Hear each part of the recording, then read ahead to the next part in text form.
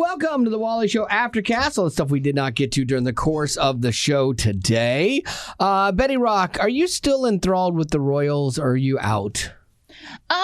No, I'm still in because I really like. You like Harry Kate. and Meghan? Oh, you like Kate? Yeah, I like Kate Middleton. Kate's classy, I think, and I mean, she's not too showy though. No, like they just don't. There's so many aspects of the royal family that are showy. They're not overly showy. Yeah, like she is classy, and she obviously shows that class by marrying below her league, for sure. Not financially, just looks wise. Oh, like, I was about to say he's like the prince. Yeah, the one next in line for the throne. But okay. Yeah, but he's not the prince of cuticles. You know what would or not help cuticles? him? What do they call a hair thing? Follicles. Yeah, well, close. I think what would help him is a hair transplant. Absolutely. But if he did that, would people talk more? Yeah. And you're not valued on your looks alone. Yeah. So we need to remember that too. She's a Harry transplant. She should have been with Harry, Prince Harry.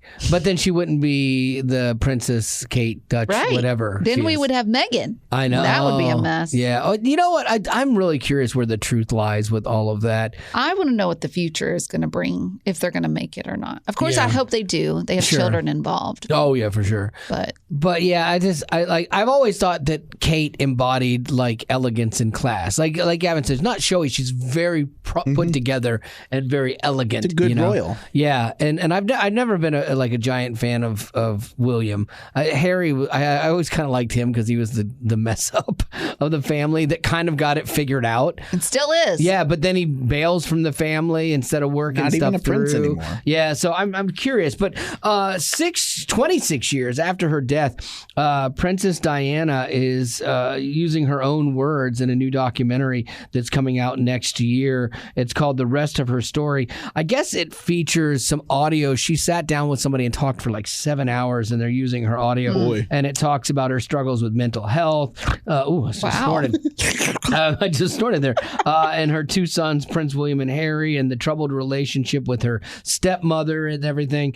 What I think would be fascinating, though, is if they took this audio, they had 7 hours, and used AI to generate her voice to have her then narrate her own documentary posthumously. That would be good. Like, wouldn't that be kind of dope? But it seems like there would be rights there that wouldn't be allowed. I don't know. I'm not sure. You but could make her say whatever you wanted her to say. I mean, and she could, and you could write the words that would feel like it was in her own words. That's the danger with AI, man, and where this whole thing is going. It'll definitely create some problems. It's like science. Like science did some crazy great things for like infertility and things like that, but then with that, science becomes moral and ethical dilemmas as well that people have disagreements on and struggle through. And I think that AI is going to be the same thing. There's going to be a whole lot of problems with this. But she talked about the relationship between her husband, the then Prince Charles, now King Charles, and her mother, and why it was so bad. Apparently, like she said, my husband won't even talk to Mummy, barely, because at Harry's christening, Charles went up to her and said, we're so disappointed. We thought it'd be a girl. Yikes. What? Diana recalls in this interview, and she says, Mommy snapped his head off. You should realize how lucky you are to have a child that's normal. And apparently he didn't like being talked back to. And she shouted him down, which is like, ooh. I read Princess Diana's book. Oh, you did? Mm-hmm. I'm not a reader. Did you like it? Yeah. When she had William, who was the first one, that one was like a huge relief because now she's given an heir to the throne. And then when it came to the second one, Prince Charles was already like openly seeing Camilla, who he's married to now. And like he came for a minute to like see Harry. And then he was really? That's a mess. Out. I think that truth came out of Harry's book. Really? Okay. What was that one called? The one recently? Yeah, I forget what it was called. But anyways, I read that one, and that's what Diana told him. That's the thing, man. Like, we look at all these people. And we always as people who are not wealthy, always equate wealth with happiness. And if you've got money, you've got everything. You're fine. But you look at this, like, how horrible would that be being brought into this world, having all this money and all the privilege and everything like that and all the success access and you're never going to want for anything. But the thing you can't buy is a father that gives a rip about you.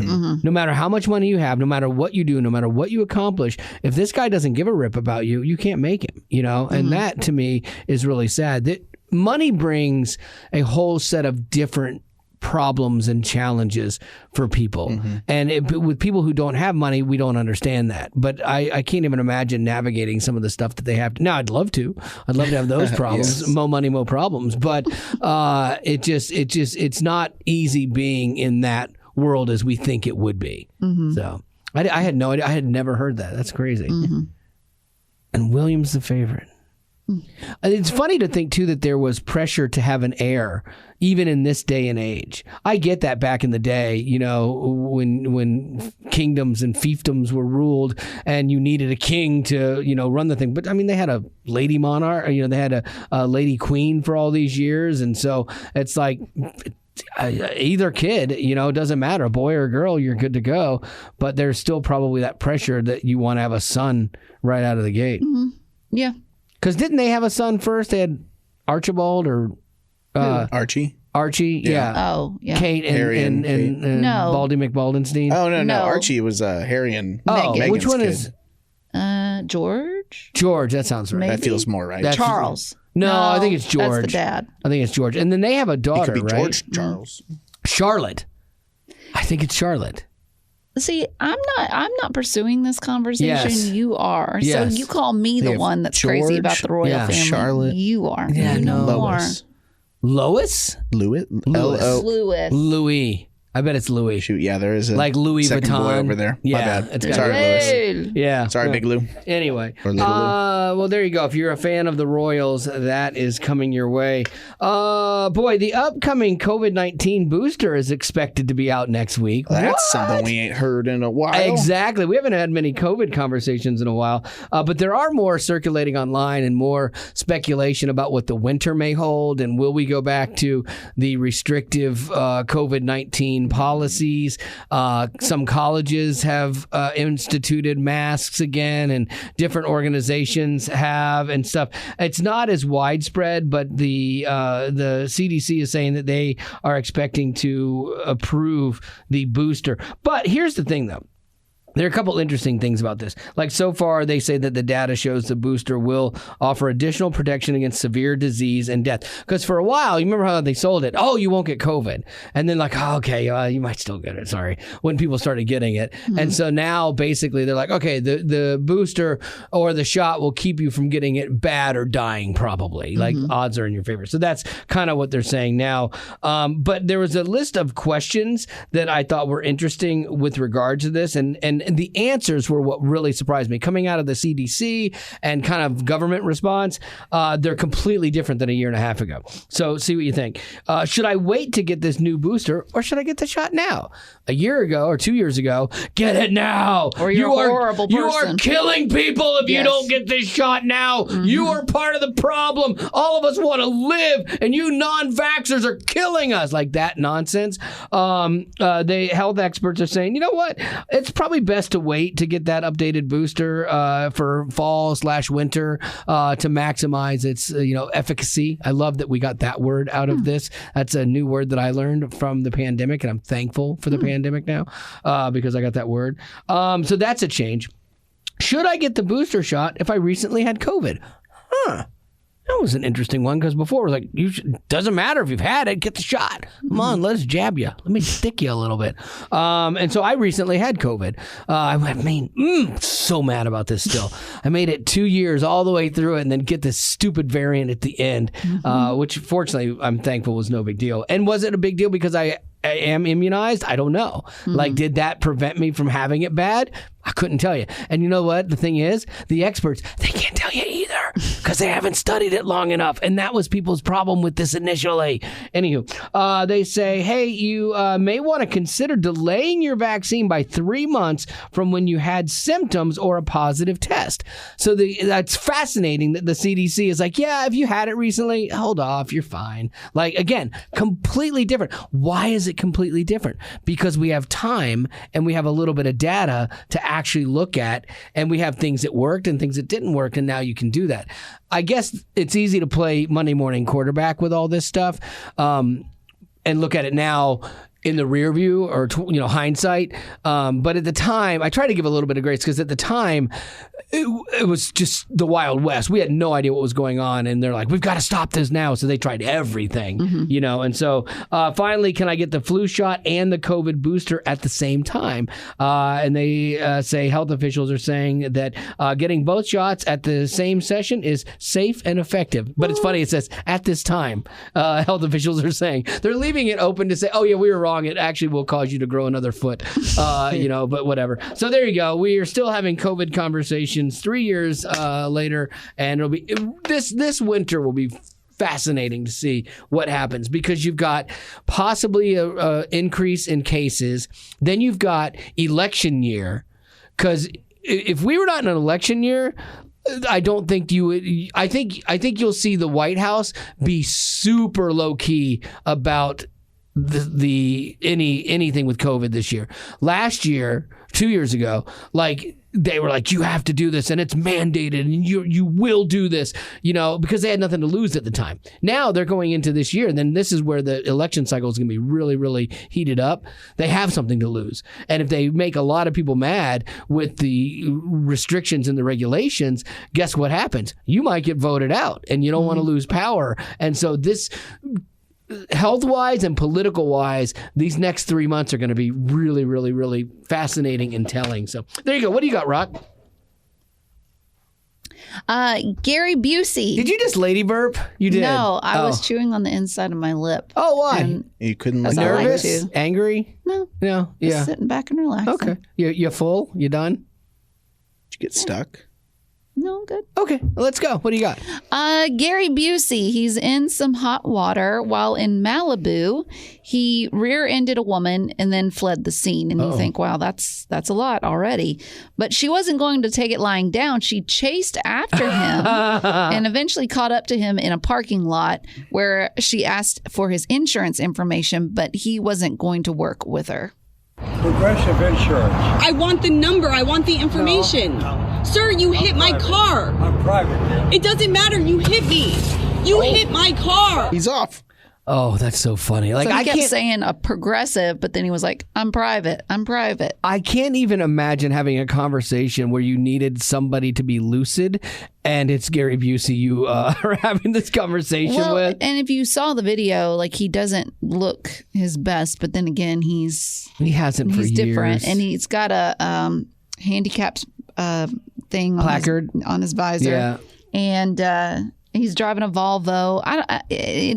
I don't know. It's just this odd. Is how I see it going down. Sir, you hit my car. I'm going to need your, registration and your proof of insurance. And what I didn't know came true because I dance in a cosmos of riddles. And nothing means anything to me if I have to think about it.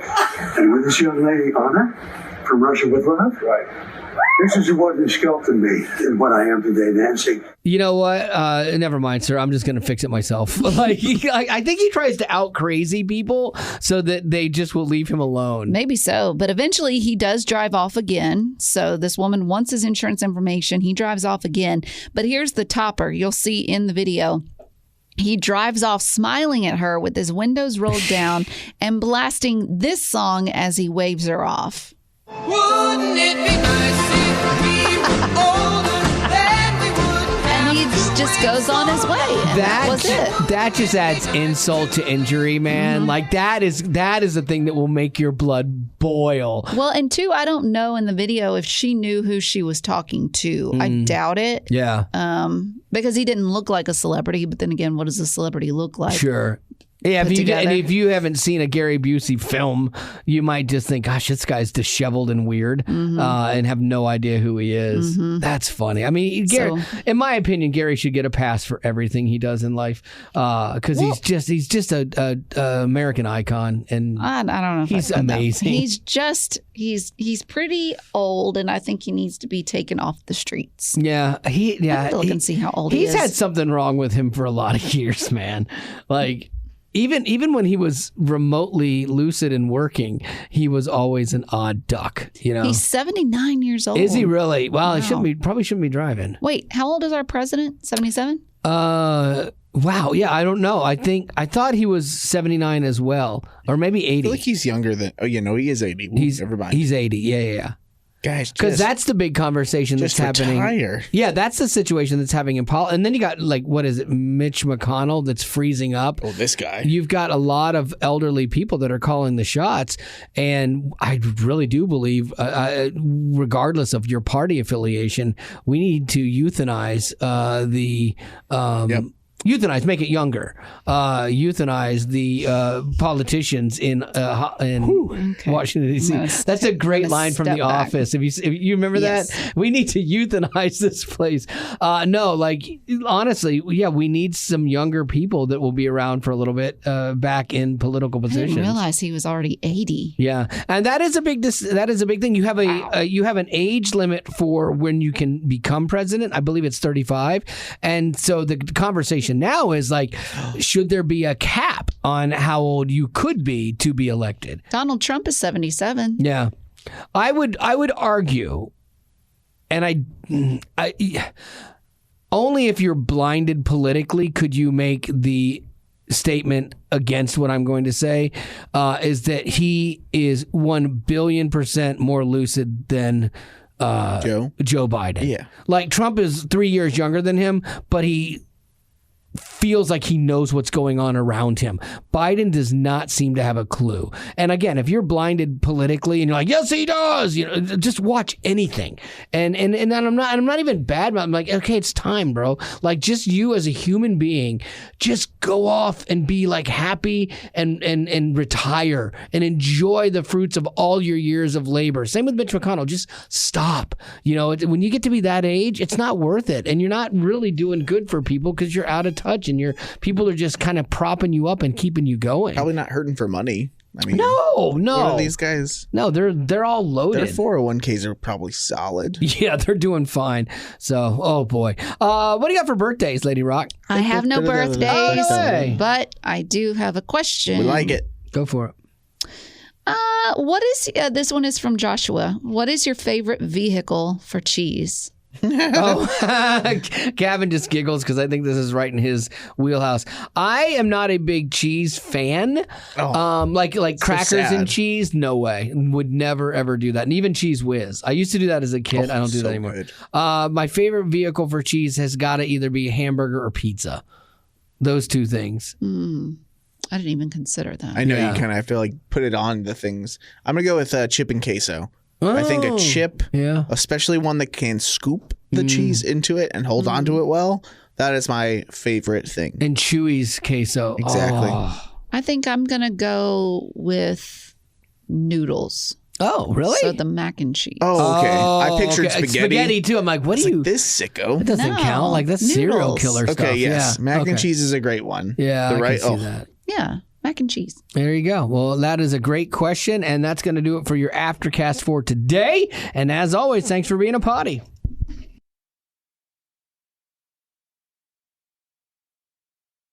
Growing up in poverty has never been easy for children, but with the added challenges of the pandemic, conflict, and natural disasters, families around the world are facing an unprecedented food crisis. Unfortunately, those who are already hungry are now even more desperate.